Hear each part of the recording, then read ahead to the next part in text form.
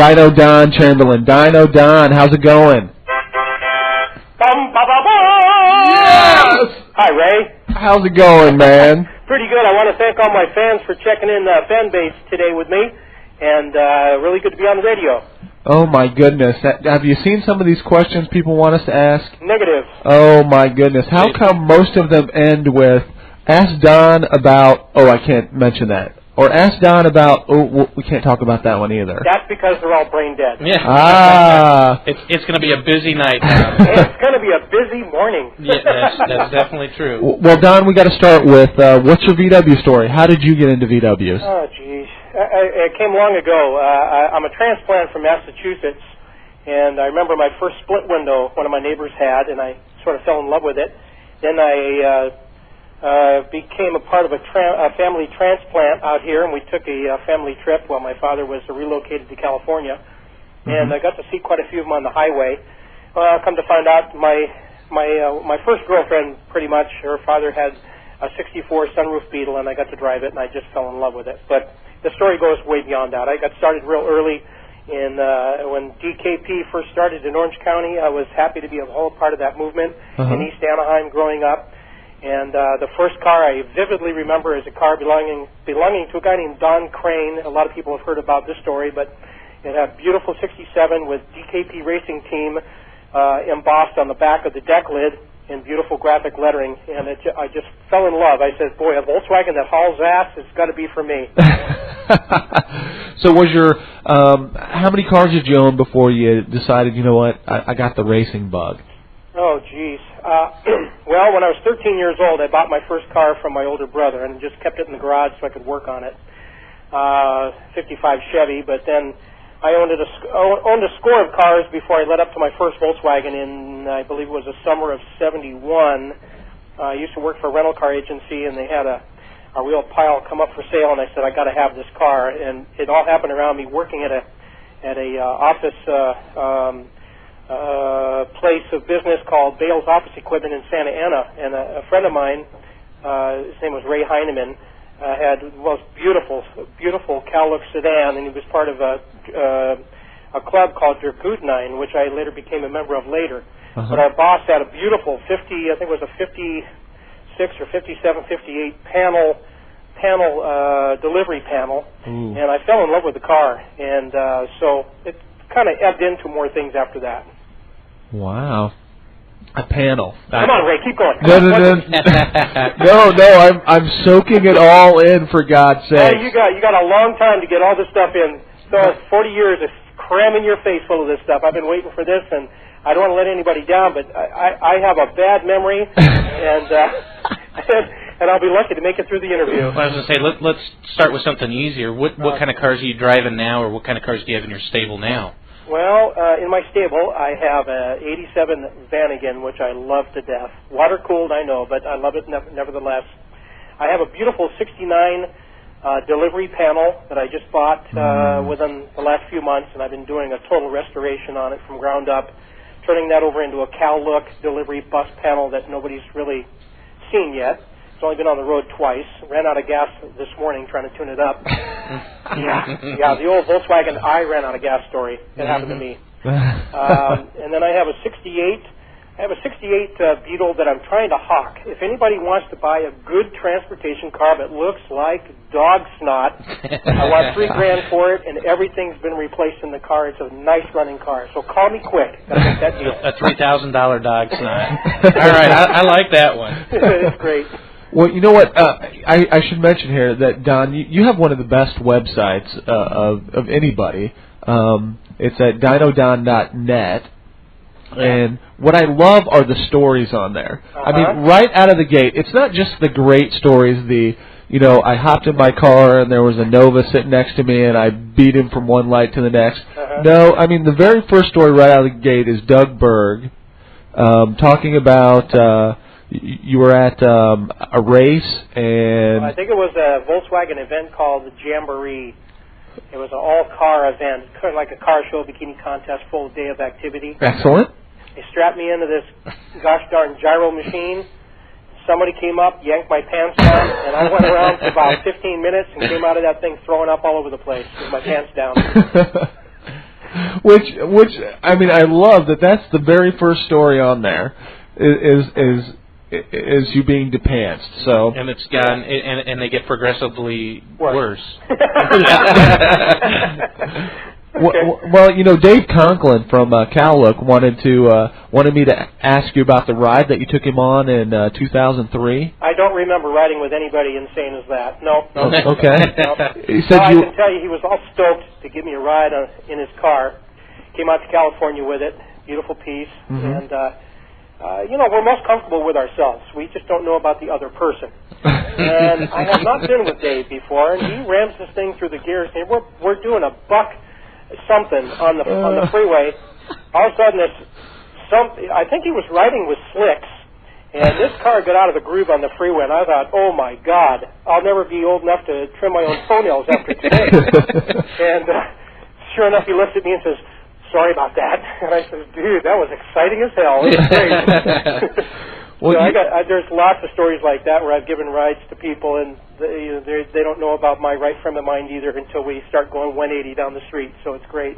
Well, there seems to be not only a ton of stories about you being naked, and we'll have to ask you about that. Yeah, it hasn't grown any. Okay. Yeah. Okay. The frisbee stays the same size every year I do my pictures. Nice. There you go. By the way, I do want to say thank you very much to a special friend of mine who offered to do this website for me. His name's Eric Ellis out of Mansfield, Texas. Super cool dude. Totally into computers, which I am not. I am computer dysfunctional. I basically am functional enough to do emails, and that's about it. So I want to say thanks for that, and he's helped to put together a great website, the tvwdra.org website, which has drag talk, and it covers all the topics. So I just wanted to get that off my brain. Now is that also speed shots?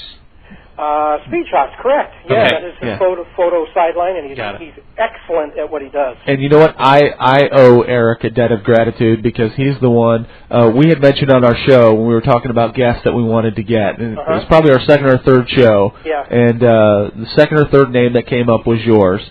Well, that's because he wants to see me throw up on the roller coaster next time he comes to Anaheim. So he likes to take you to Disney's California Adventure a lot, then, huh? Oh yes. Now, what about the little time that you went there with your new friends from Japan? Oh, very good. Thank you very much. I noticed these guys were. I'm not far from Disneyland myself, so I go there as often as I can get there. But I noticed a string of these Japanese guys, and they were just going crazy on the ride. But before they went on the ride, I went on the ride, and I was screaming like a little girl, let me off this bloop, bloop, bloop thing, and I'm just like ready to peel my guts. They thought it was hysterical, so they started mimicking me and everything I did, the hands up in the air and the posturing and everything else.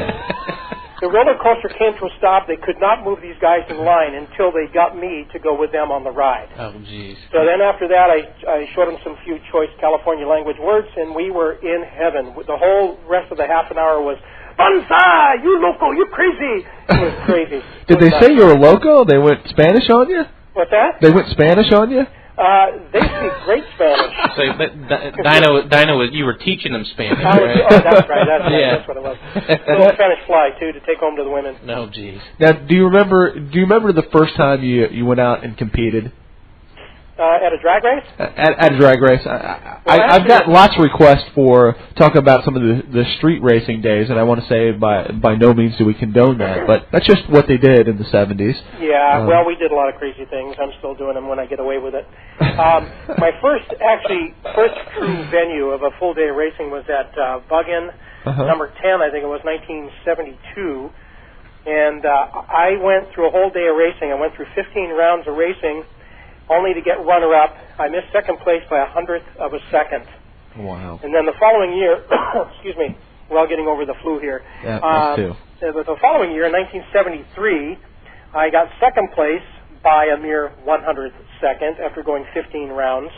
Wow. And then Bug-In number 12, which is 1974, I believe I got first place, and I made 14 passes. And then Bug-In 13... in 1975, I got first place again, going another 15 passes, and then it just kind of, it was in my blood at that point. But then life got real to me, and I had to get working and so on and so forth. So I wasn't quite as dedicated after 75. And you've got to race against some pretty big guys in the industry, haven't you? I've raced against all of them. I used to call them out and grudge match them. I'd call out anybody that wanted to race a car onto the track. I'd give them car lengths. They would give me car lengths. The whole thing was just to get the enthusiasm going into the crowd. It didn't matter who was racing or what I was racing with. It was just in my blood. Let's get it on the track. When there's downtime, people leave. They're disinterested. And I knew that from an early vantage point that I could manipulate this by getting my racing in as frequently as I could. Right. So I did. Well, we're supposed to see if we can get you to play a tune on your guitar and ad-lib a song for VolksCast Radio. Oh, man, you're asking a lot here, dude. Let me warm up my tonsils. Well, I was going to say, these aren't our questions. I mean, I'm sure. Yeah, this is what somebody else wants to have. Like, I'm sure. Here, let me...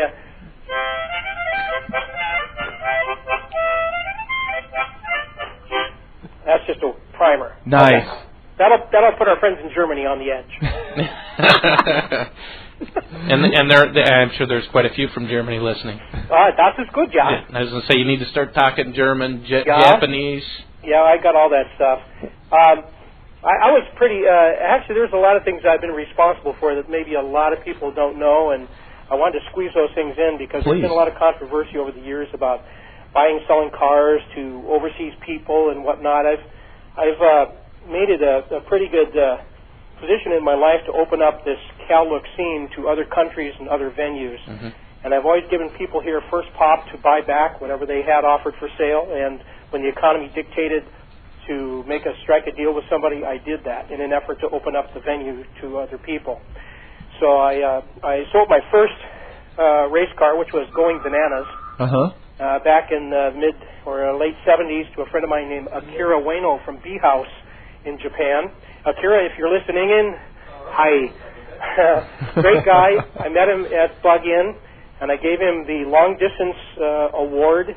And at that time, I became instant friends with him. I said, "Boy, if anybody can travel these many miles to look at a Volkswagen race, they're a friend of mine for life." Absolutely. That's been a great blossom of friendship and business for many, many years. Well, we have to sidetrack you real quick, Don. Okay. We have a call-in. Caller? Hi, Dyno. This is Ricky Graffio. Who is it? Ricky Graffio. Hey, Ricky! Graffio Gearboxes? That's it. Okay, Ricky, thank you for calling. Now, Ricky, is this what we have to expect when we ask you to be a guest on VolksCast Radio? Say that again, please? Is this what we get to expect when we ask you to be a guest on our show? We're going to get pirate impersonations? Oh, I don't know. Come on, Ricky, wake up. You're the most exciting person I know to talk to. So come on now. As long as you're backing me up in the middle of the street long-time listener. Well, thanks for calling in, Ricky. That was it? All right. Hey, Ricky. Any questions for Dyno, Ricky?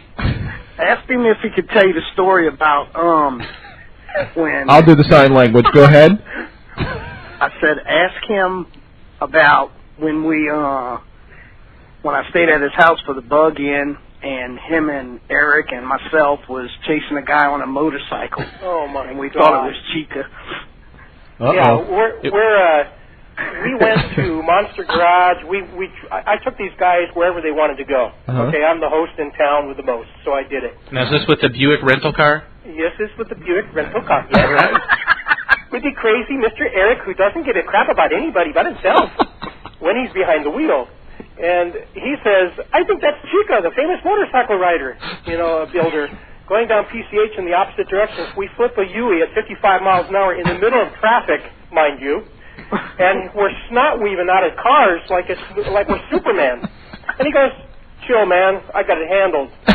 So we go about 15 miles, hauling ass through traffic, get up to this guy, and he goes, "Oh, that's not Chica." Meanwhile, I peed my pants, and it was hysterical. He's a good driver.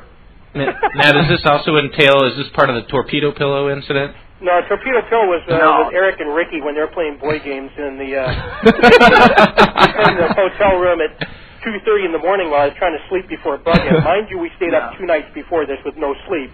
And my health dictates lots of sleep and rest. And I told these guys, you can't be clowning around. I'm just going to fall on my face. We don't care. We're guests. So next thing I hear is, whoop, and I turn around and whoop, and these guys are bailing pillows at each other, and Eric is nailing Ricky like he's like an atomic obsession. So that's where the torpedo came from, the torpedo pillows. Oh, that is great. It was a bunch of fun. And say just what you wanted to hear and relive, right, Ricky? Well, it's a lot better than passing gas in 17 keys, okay? Yeah. That's another story, what right? those guys do when they're not around me. So. We are sorry about your credibility, Ricky. Thank you very much. Here's a good one. Winch! No, that's another one, okay. Kind of break every glass in the house if this keeps up. Oh, that is great. Well, thank you for calling in, Ricky. We appreciate that. I appreciate it. Thank you. You still on the phone, bonehead? I'm listening to you. Hey, Ricky, good to hear from you. I'm glad you're all right. Yeah, I'm doing fine. Ricky does good gearboxes. If anybody needs a good gearbox done, he's out there. Grafio gearboxes. Absolutely. He does the gearbox for Bill Edwards. Yeah, he's very anal, very into his gearbox building. So, there's a plug for you, buddy. Send a check in the mail. PO Box 534, Dyno Don. Okay. Oh man. Keep going, guys. Oh, that's great. Well, thank you, Ricky. We appreciate you calling in. So tell us about the birthday cake. Eating birthday cake with Chip Foose. Chip Foose. Well, all I can tell you was Ricky Grafio, the last person on the telephone with me, brought in his video cam, and he wouldn't shut this damn thing off. He just, this is cool. Oh, we'll videotape this. I'm thinking, dude, this is like California. I don't know if he's going to be digging this. So pretty soon they started unveiling a birthday cake, and sure enough, man, we were having like 4 or 5 rounds of birthday cake. It was awesome. I had birthday cake all over my mustache and beard, and nice. And he just kept the darn videotape rolling, and I thought, you got to shut this thing off to get some food in your face sometime or another. But that's about all I remember, eating lots of cake and getting very sick afterwards. Well, one of my favorite questions that's on the boards right now, is it true that you perform gangster rap under the street name High C? Yo, brother, you talking about rap. I was the first white boy at Orange County. Crap. No, I don't know. I'm not into gangster rap. I hate it. Can't handle it. But I was the first rapper in Orange County. Matter of fact, my buddies that were in the Volks Chancellors. Hi, buddies. If anybody's listened to Volks Chancellors, please call in. LA club comprised of about 30, 40 wonderful black guys from east and west and north and south LA. These guys had some of the fastest, baddest street machines around. They didn't look very cool, but every one of them ran hard. And I'd get these guys out at Bug-In, and I'd get like a crowd of these guys around me, and I would just go into a rap session. And these guys were digging it. Well, come to find out, I think 2 of them blistered off and are multimillionaires now off of what I showed them. So that's it. That's my story. Well, let me ask you about how you got away from racing and got into announcing, because really forever you've been the voice of VW events. So thank you. Tell us how that happened. Well, in one of my runoffs, I think it was in 74 or 75, I ran off against Dave Andrews from the race shop. Mm-hmm. And, of course, it was a full-on race car, bannered, sponsored, and I had my little meager street car. And I made my rounds, made my 15th or 14th pass. I came back, was waiting in the line. Came up to make the final race for the overall competition eliminator award of the day, which is a big trophy, prize money, and it was a big hoopla deal. And the lane steward looked at me and says, "You're disqualified." I says, "What?" He says, "You're disqualified." Wouldn't answer any of my questions, just totally pissed me off, and I thought, this is crap. Uh-huh. So I watched him make the race. I took my loss, my political loss in my bosom. And I told my friends, I said, you know what, someday I'm going to be in that announcer booth and I'm going to make a difference, because this crap can't happen to everybody like this. This is just not supposed to be this way. So, let me see, I think it was the following year or the year after that. No, actually it was around 77, 78. I had a major car accident, near-fatal accident in my 67 Beetle. And 77 Dodge Volare was going about 75 miles an hour while I was sitting still in an intersection and just plowed me. Ouch. So I went through a lot of physical therapy, and during that time, Rich Kimball approached me and said, "I'd like to have some color. You seem to know the races. We're looking for someone that can do the program." And and just not have to worry about it. Would you be involved? Would you like to be involved? And I said, sure. It's like a kid in a candy store. Sure. But on another note, I might add, my Uncle Donald, back in Massachusetts, also used to be an announcer, professional announcer at Fenway Park, and I still remember this to the day, being up there as I was about 6 or 7, 8 years old, and watching this guy announce, and I was just really mesmerized with the whole format of being an announcer. So this kind of fell into my hands very graciously, and I have made it what it is today, minus the brain. Well, how do you feel that, lately, I'd say in the last 3 or 4 years, there hasn't been kind of that consistency that there used to be at events. I mean, i.e., it's not a gimme that you're going to be at every event. Mm-hmm. Why do you think that is? Well, on the West Coast, I used to do 42 to 52 events a year. Uh-huh. That was just here on the West Coast. And now it's down to, I'm lucky if it's a handful. And part of that is because money dollars dictate a lot of different things. I don't ask a lot for my fees. Some people might think different, but I don't. It's a manageable thing when you have a format that's being paid and your track rental is being paid, your insurance is being paid, blah, blah, blah, blah, blah. But most people do this because they have other jobs. This has been my only mainstay job for over 30 years. I'm a detailer and I buy and sell cars and whatnot. But as far as being in and doing the announcing, that is my deal. And I've told people many years that when you're making money, I need to make money. So if you're not making money and it's a charity event, that's a whole different story. So the demolition of Orange County Raceway put everything on the west of our side of the planet kind of in a demise situation as people were frantic trying to open up new venues. Charlie Allen, who was the track owner at Orange County, left that facility and took the tower and put it over in Phoenix, Firebird Raceway, where he started his new venue. And there were many other guys left and went elsewhere. So primarily that's what's happened in this particular area. And outside this area, tracks are getting few and far between, and logistics play a very important role on who gets paid and how much is to go out of your allotted budget, as you well know. Right. Yeah, well, we're trying to bring it Indy, for God's sake. Indy, rock and roll, man. I mean, rock and roll Indy. I want you to come to Indy so bad it's not even funny. Hey, by the way, I want to thank all my buddies that put whatever they did, 2 cents to $1 in to get me there. I appreciate it. I think we're at 50 cents now. 57 since the last time I looked. I got 7 in my pocket. I'll put in another 7 cents for myself. Actually, we do have a long way to go on that, but we're doing all right. But I know that a lot of people want you to be there.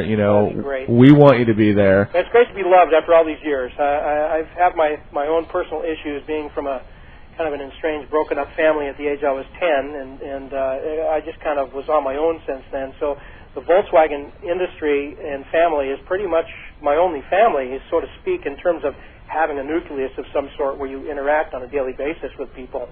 Right. So I want to thank everybody for sticking by me. I know a lot of you hate me, and a lot of you love me, and a lot of you are going, where's that brain going to go back in his head? So I appreciate it. Well, as I say, speaking of Volkswagen families, do you have any affiliations with any clubs? Do I? Yeah. Well, about the only thing I still carry in tradition is my Dragutinine heritage. I was in the club in, I think, 73, and then I stuck it out, and I kept all my patches, my badges, and my jacket, and everything else. And I sort of still carried the cross for many, many years. But I still go to the DKP drive nights on Sunday nights, first of the month. Anybody's got a club happening or a rally, I try to at least appear and see what's happening on the scene. Excellent. We've got cool cars and talk about a few, usual or unusual stories as it may be. Well, I've got a million questions, and we've barely scratched the surface. And since we're paying for this call, Don, I'm going to put you on hold. Okay. And we're going to put you on hold. We're going to take a quick commercial break, and then we're going to come back. There's tons more questions for Dyno Don, and if you want to get involved, all you need to do is call 317, or you can use AOL Instant Messenger and ask Dyno Don some questions. So we'll be right back with Dyno Don. And we got big Dyno Don Chamberlin on the phone.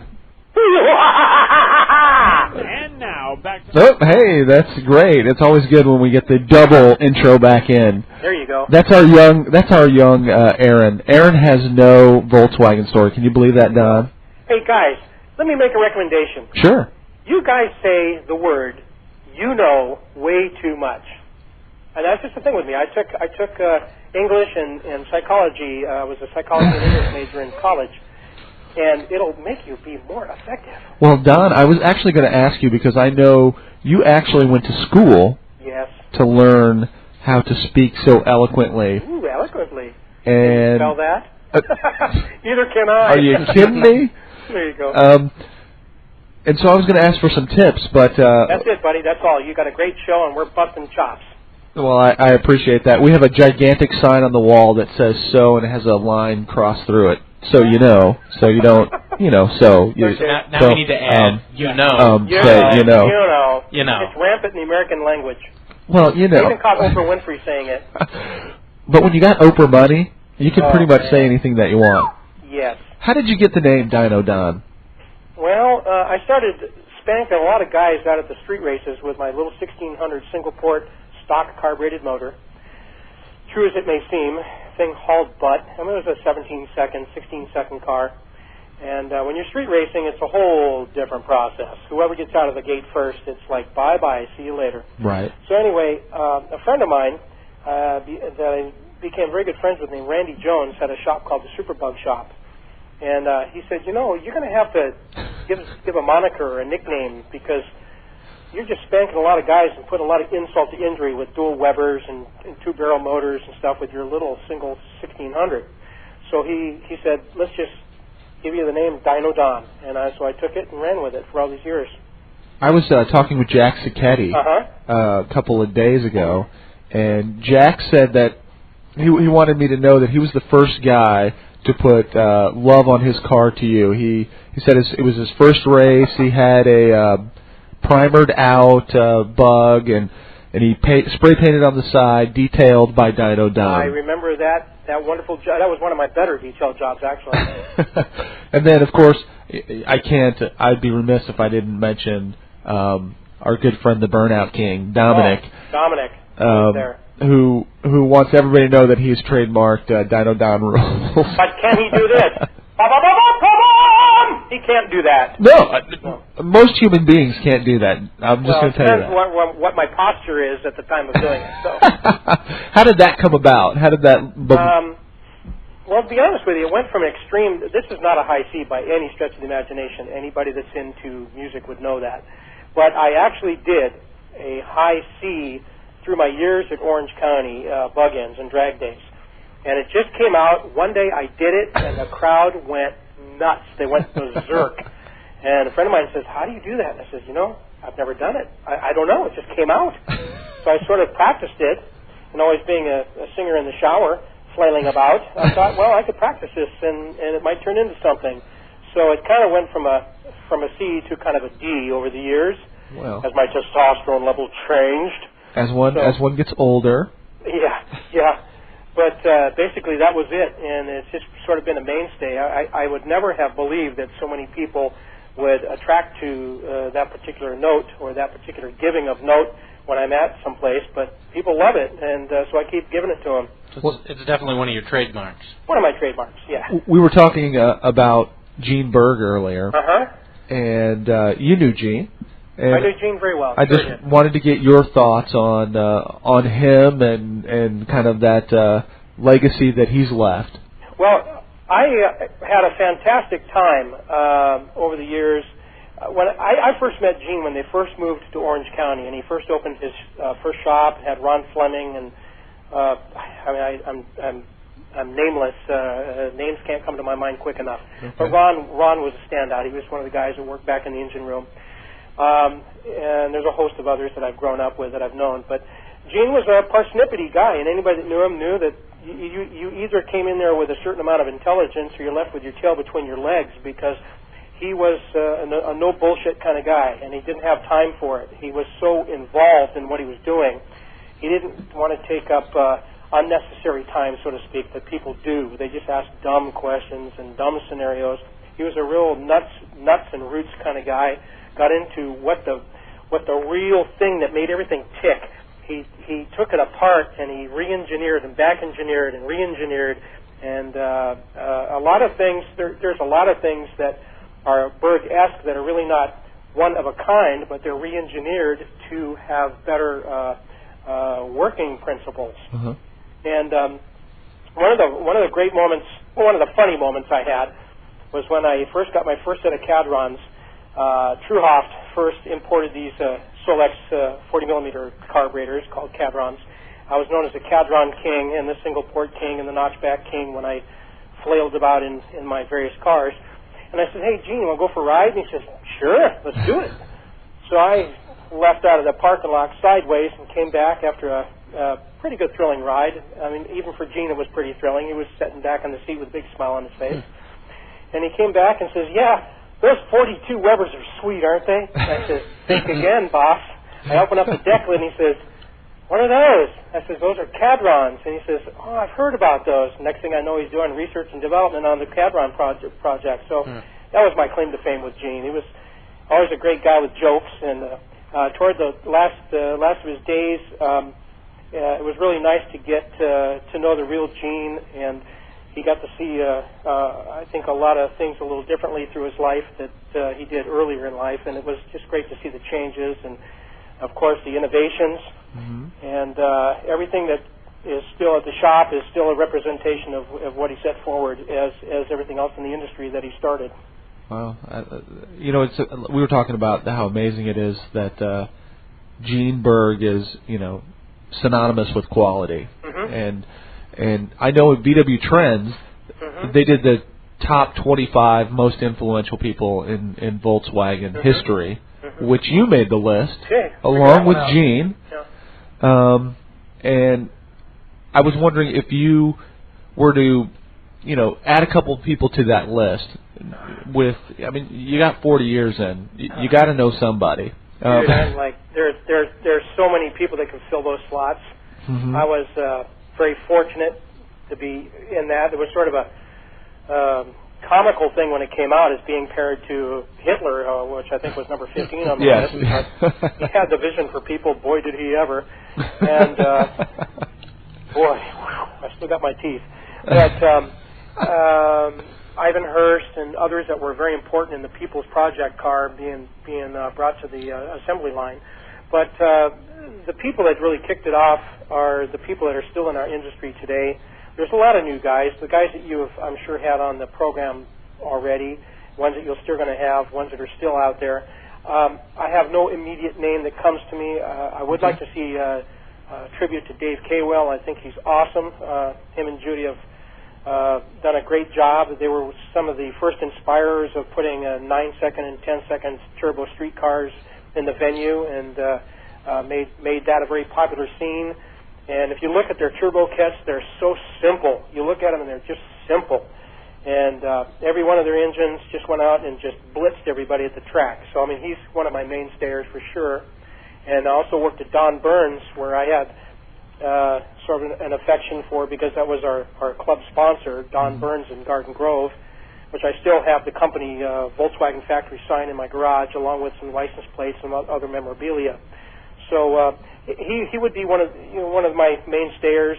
There's a whole host of others that I can't even bring them to the forefront of my mind right now. But as I do, I'll let you know who they are. Well, one of the things that we're going to try to do with this show is there's so much history in VW drag racing. Period, that has been lost or forgotten, whatever. And we know that you're probably not the best person to come to for some of that history stuff because of your memory, but that's okay. Ray who? Okay. But we really want to try to celebrate that too, because there are a lot of guys that are very exciting right now. But the interesting thing to me is that not a lot has changed. The motors have gotten bigger, the times have gotten a little faster, but why we race, why we like to see these cars race, why we like these cars are still the same. Yes. On this note, I will say it has been and always been a pleasure to have known Darryl Vatone. He is not a great speaker. He's not a person that likes a lot of affection in the public. He just does his thing, has always been stayed backish from everything. Mm-hmm. But I had some good times early on when he had his shop, and if I ever had to have a race car, it would be something made by him. I hold him in the highest regard. He is meticulous. Everything he's ever done has been spotless. It's been a mechanical genius of sorts, anything he's touched. And I just want to say, anybody that knows him, we're glad that he's still around. He's still working on cars. He's got his shop, and he's bringing out an 8 or 9 second water-cooled cars last time I talked with him. Wow. So look for him to come up with something good soon. Did you ever think in a million years that VWs would take you around the world? Because they have. Oh, boy, I've traveled the entire world, not once but twice, and it's been awesome. I had no idea, but I just said to myself, if I'm consistent with one thing, it's been this industry. I've never been consistent with pretty much anything else in my darn life. This industry, making friends, making a large family of friends, it's been awesome because it's given me a new understanding of what it's like to have a nucleus where you can just give a phone call to somebody and get something going, like this Pinks project that John Hunt took the phone initiative on and is putting together. And I heard a whisper about it, and I thought, well, gosh darn it, maybe I can get involved. And instead of throwing stones over the fence saying, I said, I'm here to help you. And I think if we can get more of this in the industry, it will really solidify a lot of things for a lot more people. Well, do you think the industry, it was pretty tight-knit in the beginning, and then as anything does, it got a little fractured for a while, and it's kind of closing ranks again? Mm-hmm. It's closing ranks. I personally see a 7-year pendulum in my particular life, and the industry with a 7-year pendulum as well. I think the upswing is there. We're just right, almost to the peak. I give it another 6 months to a year, maybe, if the world doesn't end by then. Okay. And but I'll have my chariot in the sky, so I'll be okay. It'll be Volkswagen powered. But I think there's a lot of things globally changing, good and bad. And the good for us, of course, is having events, having a place to go, and having a camaraderie, a hangout, a place to drag race, a place to show your car, or just do nothing like we do, like on Sunday nights where we just kind of chat. That gets old to a lot of people, but it's a place to connect. So the more people out there that you have the chance to connect, keep connecting, because those dots keep building a bigger connection. Now, you, for the Pinks project, you detailed the car out. Yeah, I saved the fledgling little Beetle. And you are now, are you actually putting on all the stickers? Because I know we got to get ours out today. Man, you boneheads, hurry up. Send that stuff out to me. I know. Well, John... It's too late, but I think if you're going to be at the track, we can apply those at the track. Yeah, I think they're sticky. We'll put those on the Honda. He actually said that you were going to put one of them where the radio goes, and I'm pretty psyched about that. Yeah, and another one where the sun don't shine. Nice. There you go. Excellent. No, I'm talking about my stickers. Oh. Your stickers are cool. For a bald guy, you're doing pretty darn good, let me tell you. Why, thank you. Thank you. You know what? Another time for that. Okay, go ahead. No, did you come up with our song yet? We're still waiting for that song. Oh, I need an assistant. Unfortunately, I don't have an assistant here with me. So if I can get one here to hold my guitar and apparatus, I might be able to squeak out a song or 10. I don't do very well. I'm just pretty much a lone player. I've been around music a lot of my life. So are you saying you play with yourself, Don? My hand on my pocket here. Okay. That's another story, right? Yeah, that's pocket pool. It's a whole different thing. I just need to tell my wife I am so sorry that the kids are sitting there. Kids. Sometimes I just, I can't let the easy shot go by. Ray, just tell them to spit the food on each other. It works great. Right.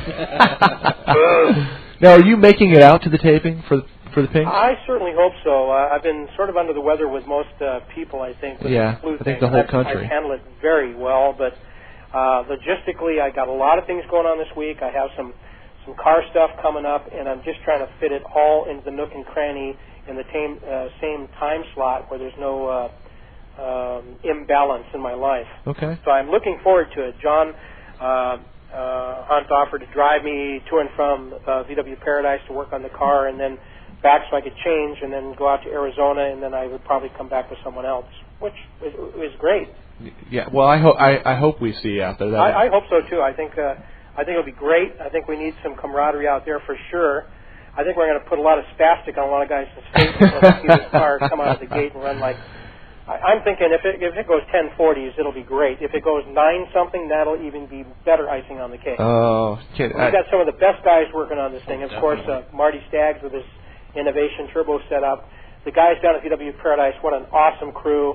We got JM doing the windows and some of the welding and stuff. Of course, I did what I did. We got Joel Moore that did the wiring. We got AJ that did the brakes and some of the other things on the car. We got a whole hand and fistful of people working on other things besides that. A lot of key players. And guys, if you're out there listening, I promise I'll try to get the best sticker location for you. Don't bitch about it later. Just be happy to be a part of the Hurricane Project. You know what? It's for a good cause. It is a great cause. I might even buy the car if you can loan me some money. Once again, that 68 Beetle is ready for somebody. $3,000. And that was a what now? A snot nose? No. It's a wet noodle. Wet noodle. Okay. Wet noodle, dog snot, whatever. Eric, I can teach you some new things. All right. Wow. Do I need to leave you guys alone?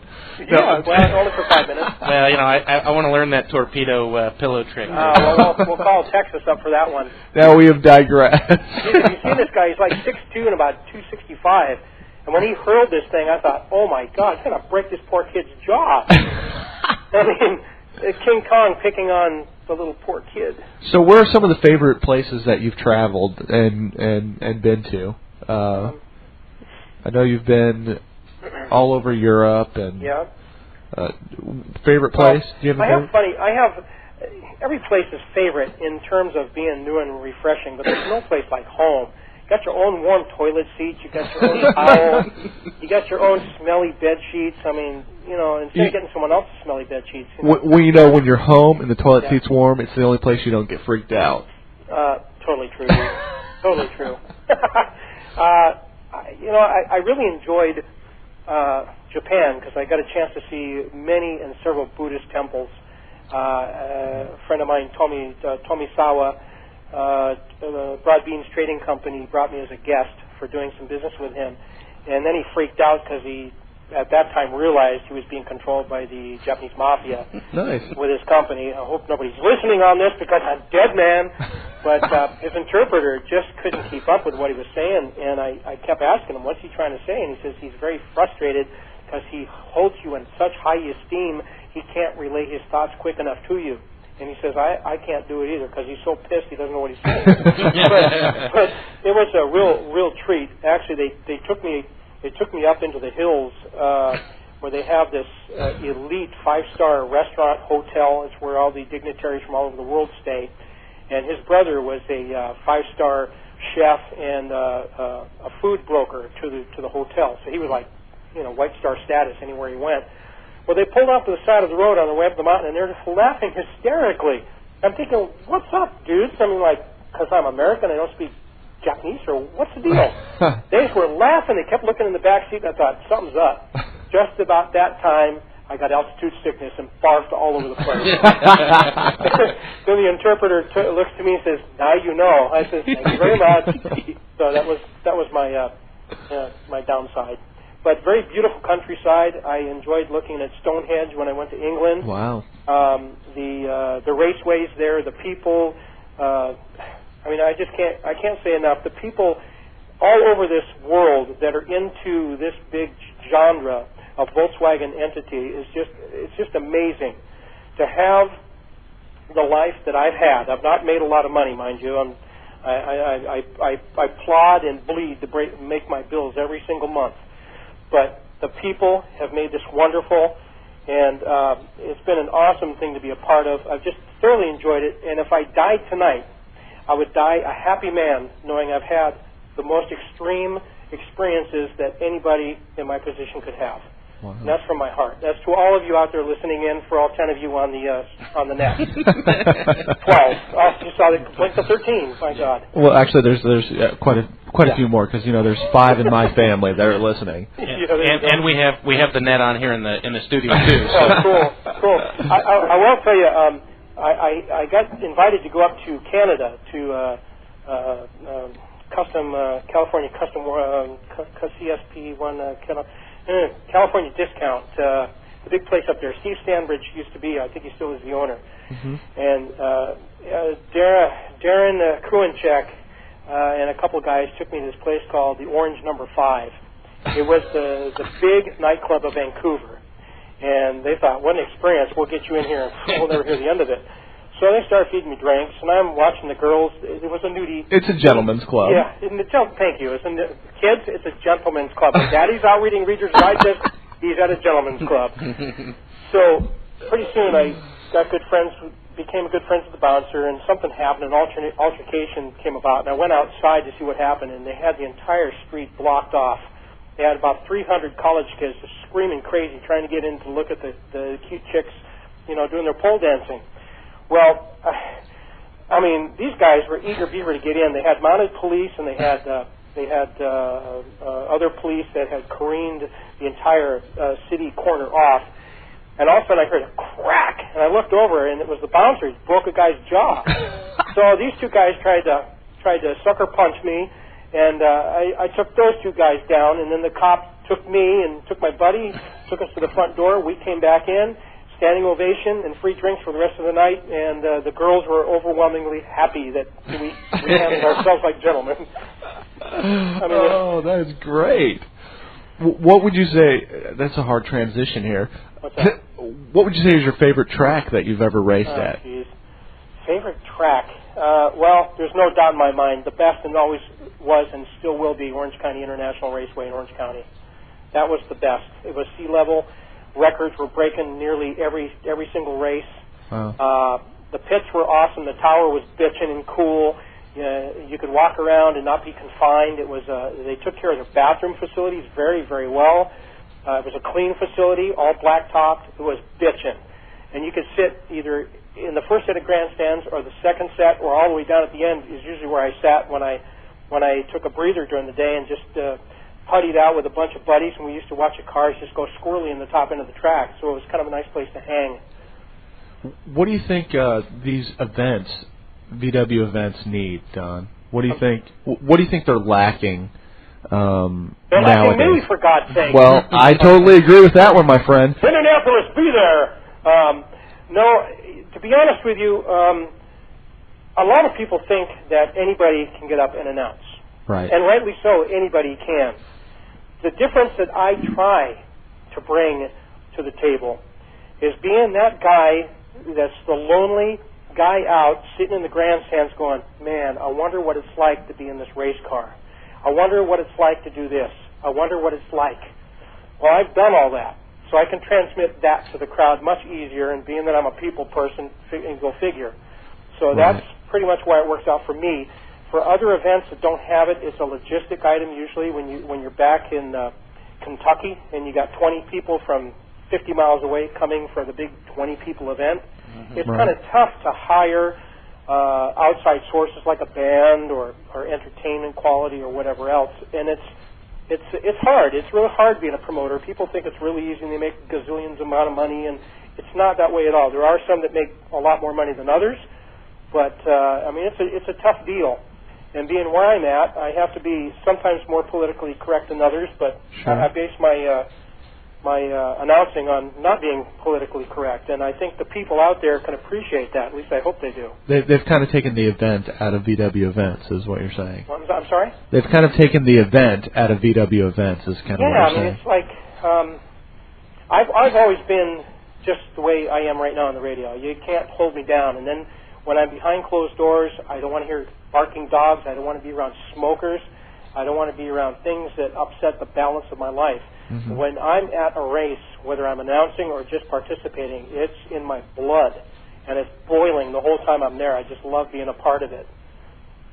Right. Well, we've got quite a few messages that basically say not to ask you a question, but to tell you thank you for the excellent job you do at races and announcing. Thank you. And that we really need to be thanking you for going that extra mile, going out there. Well, I understand you make sure you meet all the drivers and try to find out what their story is and things like that. Yeah, it's gotten a little worse with the frame of mind that I've been going through since years ago when I got into my 40s.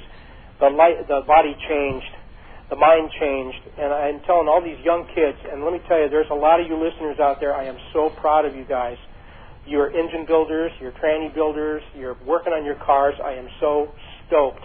There's a whole new anal aspect to this industry with a lot of the yourself, like 35, 36 under crowd that are going through this whole new generation thing.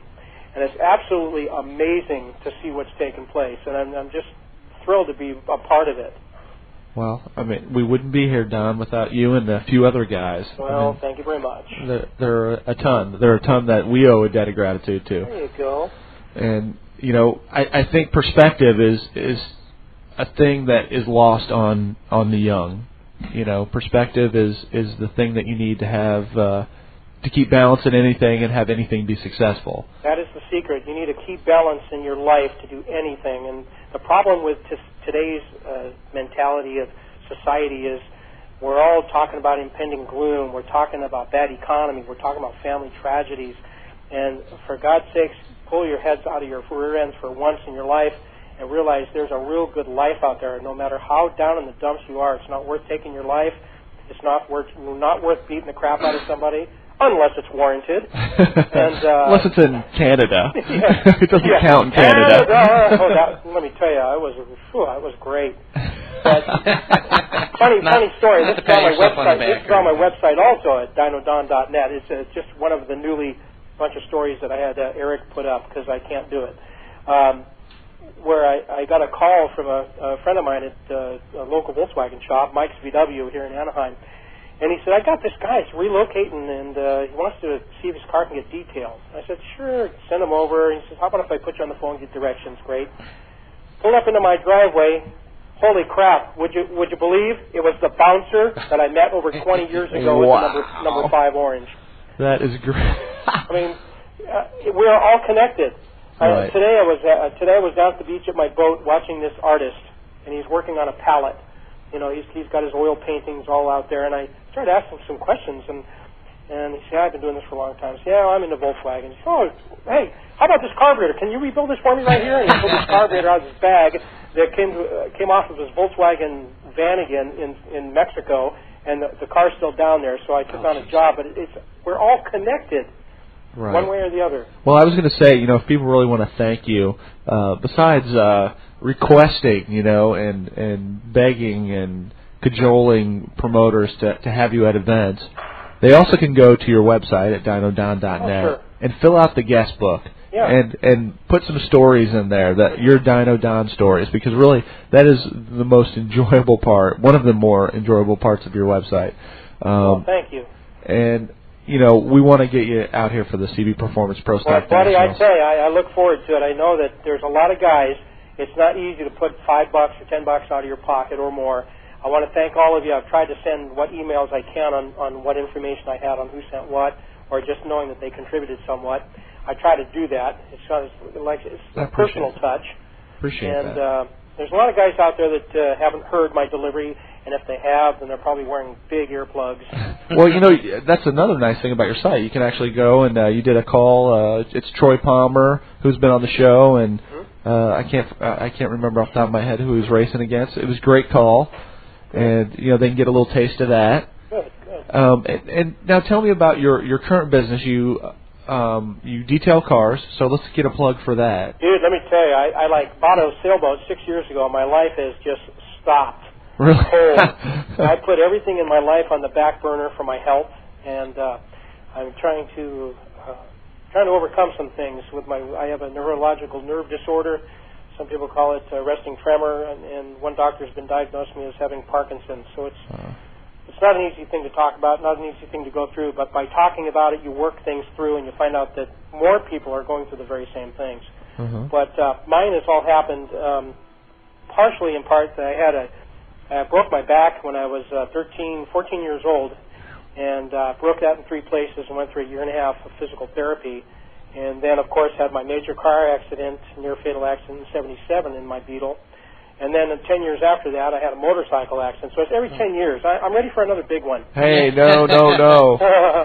But physical therapy taught me a lot. I worked out with a lot of handicapped children. I actually worked at Fairview State Hospital working with mentally retarded children for a couple of years. That was really a joy of my life. And being part of martial arts, I've been banged around a lot. I've been in competition with some real top guys working out at the gym.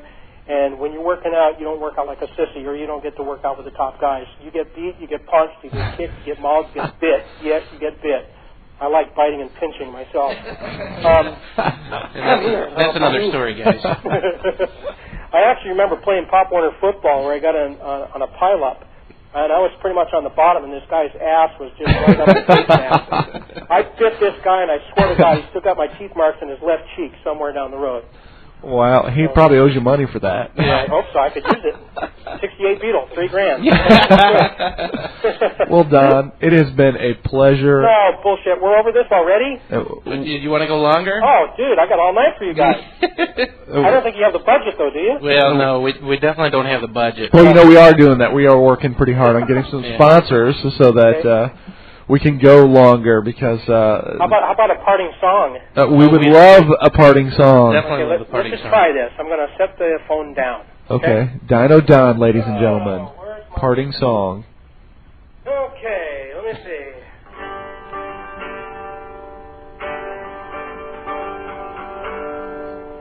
Boy, I just went blank. Here I am today, talking to Ray about yesterday and today and tomorrow, working through our sorrow. VolksCast Radio, the only place to go. Get all your tidbits from head to toe, from me and you and you-know-ho, yeah. That sucked. All right. That Anyway, was awesome. That was awesome, Thank you. Don. Very good, very good. Hey, I ain't no rap crapper, okay? Dyno Don does rule. He rules somewhere in the universe. Well, all I got to say, are you ready? Are you guys ready to part off this, or are we closing out, or what? We're just kind of winding down a little. Okay. I just want to tell everybody to take care of themselves. Treat your friends and others with a kindness of respect that you'd like to be treated like yourself, with yourself, by yourself. This world is going into major turmoil because we're going in many different avenues of our lives. And if you've got somebody that you haven't said, I love you, grab them, call the phone, tell them I love you. I do that to a few people recently that I have been in touch with, mainly members of my family. And excuse me, it's been quite moving for me, and it's a cleansing experience when you know that you've done that. You've cleansed your palate, your internal organism and mechanism just becomes sheer pleasure inside. And so wherever you find somebody with a flat tire, flip them off and drive by. Well, I'm hoping that you're making it to Phoenix because, we're going to have a ton of time to fill, and I want to make sure I can talk to you more because from announcing that it's like running a marathon. Well, people don't seem to understand. What I do is put my energies and my reserves on the plate at the time that the clock starts. And when the clock starts, that means when the gates open up. Right. And it's an extremely moving and mentally draining as well as physical draining process for me. Sometimes it takes me 2-3 days to recuperate. So I hope people get their money's worth because I try to give it all when I'm out there. I'm out there for the racer. I'm out there for the little guy as well as the major sponsors to make it happen. Right. And I just hope that things will come together here more so than what they have in the past. And it's a gloomy world, so all we have is ourselves in this small community. The funny thing is, I think the community is actually bigger than we give it credit for. Well, you had 2 more people blink in. Hey, congratulations. I think we're up to 17 14, now, Don. buddy. You're lying. 14. I also want to tell the fans out there that for those of the people that remembered the good old days, one of my good times was traveling with Gene Berg, Gary, the oldest, and of course Doug and Clyde. We did the NHRA circuit in 1974, I think. I traveled the entire West Coast with these guys. Wow. And it was a real moving experience to see these guys operate. And that's where I learned the real tradition of the Berg family. I've had Doug Berg come over and do several projects for me, and I just love watching this guy work. He just sits back. He has an oddity about his workmanship that nobody can describe. He just gets into it and he gets it done. And this new 5-speed they're working on for the Bergs is going to go into John Sugar's car, and this is not only going to be a good-looking tranny, but hopefully it'll work and put them back on the planet and get some good economy going for that business soon. Well, you know, that was an interesting thing for me when I talked to Clyde Berg. We had him on the show. Okay. And when he did the Monster Garage episode, out of all the guys that were in that build crew, he just had his head down and worked that entire 5 days. You know, he was head down. Let's get this done. And well, he could have had. He had the smoke he had to deal with. It was a cigarette. You got to get that cigarette out of his mouth. Brothers, for all you smokers out there, stop smoking, because the third world cigarettes are burning your ass to the ground. And that's another thing I'm big on is worldwide strive for better living. But hey, don't mind me. I'm going to have a gin and tonic right now. But well, Don, this has been incredible. I don't want to go. You know what? I don't want you to go either. Okay. Well, we do have an overnight show. Oh, good. That, we can put you on. Set me up, ladies. There you go. This has probably been, I can't remember when I've had a better time doing the show. Well, you better go for your diaper change now, because you got many hours left. Absolutely. Hopefully we'll get you back on the show, Don, because it's just the tip of the iceberg with you, and that was the tough thing for me. I mean, I had all these questions trying to pare them down to, okay, what are the most relevant? So if this goes horribly, horribly bad and Don never wants to talk to us again, what questions can I get answered? And I didn't even get half of those answers. No, my life encompasses a lot more than what people just generally read and see about. I'm into a lot of things in life. I'm into holistic medicine. I'm into martial arts. I'm in the boxing community. I work with mentally retarded kids, as I told you. I'm into doing a lot of charities for people, older people. I detail their cars for free. I throw in a lot of my extra time that people don't even know about because I don't talk about it. And it's really difficult to even do this on the phone because, like I said, 6 years ago, I took a break in my life, and the best thing that's ever happened to me is be on my sailboat and get my private time in Newport Beach. And I'm sitting right in the amongst of all the big hobsnobbers of the whole area with my little boat, and I'm the happiest camper on planet Earth. Wow. Well, now I know you've been around. There's a lot of people that have influenced you. Are there, and again, we're probably getting close to getting turned off here, but you know. Yep, you're up to 35. That's right. What?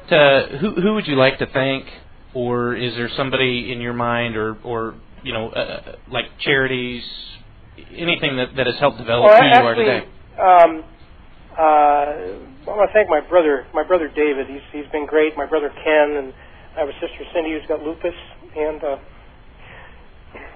sorry, it's hard to talk about some things when you don't normally get in the community to talk about these things. But there's a lot of things that the whole element of people are going through with their personal lives, with their physicalities, and it's hard to talk to about sometimes. I get choked up. I'm very emotional. A lot of people that don't know me wouldn't know that. So I thank a lot of our early guys, the Dean Lowrys, the Gene Bergs, the Joe Vitones, the Daryl Vitones, Fat Performance, Ron Fleming, Greg Aronson. There's 50 guys I could think of if I sat down and had the time to think. They just can't come that quick to my brain the way they used to. But they are great pioneers and legends in this industry. They've set a great giant footprint for us to follow. And you got all these hot shoes now that are on the the East Coast and the Midwest. To follow these guys on the West Coast to fill their shoes, and it's not an easy task. Everyone likes to throw stones in other people's pools, but nobody wants to go pick them up. Right. And so bottom line is, be nice to people, live a good life, live with harmony, and good things will happen. All right. Well, thank you, Don. Thank you, guys. And I want, again, to mention your website, dynodon.net, to get on there. Get in the guest book. Just tell Don that you appreciated this interview. And? Yeah! Thank you, Don. Thank you, guys. It's a pleasure. Okay, buddies. Definitely our pleasure. Talk to you soon. Thanks, everybody. Thank you.